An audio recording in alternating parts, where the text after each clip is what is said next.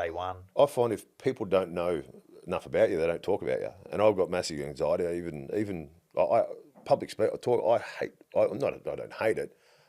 I sit back. I second guess what I should say when I go and do a show. I second guess what I've said, because massive anxiety about that sort of stuff. But an option for me is to stay involved in football, and the best way of staying involved in football is to do those things as a living. Yeah. So the biggest thing for me is the less that you try and put out there yourself, the less that people know and will have a crack at you about. Yeah. But in saying that, I guess I am open to a lot of things a lot of people do. I do a lot of media stuff.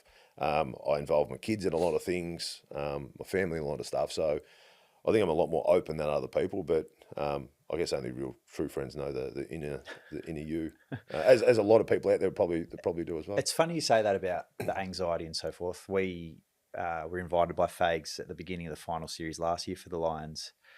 And me sitting next to you in a room in front of, a club that you played at as well. But it's so funny, some of the thoughts that you start to tell yourself, like, are my insights going to be as valuable as Hodgey's? And it's so weird to think that happens. Does it happen to you in any scenarios? I'm sitting here, I've got sweat patches because I'm paranoid that, what am I going to say? I'm going to make a fool of myself, or unsure, considering the people you've had on the podcast beforehand.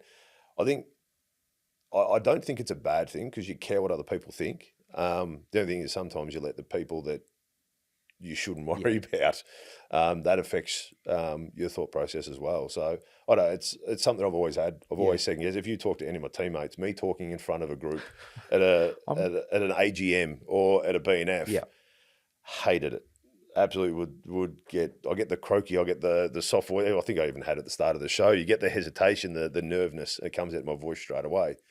I think so many people would be surprised to hear that, given, as you said, your role in the media and you have been the face of football clubs in the past. Is it, and you touched on it. I think mine comes from a place of genuine care. Like, I want people to get some sort of value out of it. And I think the story I tell myself is, if they take one little thing away from any conversation, then it's worthwhile. Yeah, I think I felt more comfortable speaking on the football field on grand final day in front of 100,000 people than what I did in a room of 30. Yeah. Of suits. And that go back to the thing is, you got to tell yourself that your messages are crucial for them, but it's that doubt that you do, where on the footy field, I'm in my comfortable spot. Yeah. I've made more mistakes out in the footy field than I did making a speech out in the footy field in front of 100,000 people. And you always know you can learn from it, where the unsure of what they're thinking about me is, am I getting the message across that I'm trying to in a clear way, or are they sitting there going, this bloke's wasting my time, what's he telling us for, because all he did was kick a football?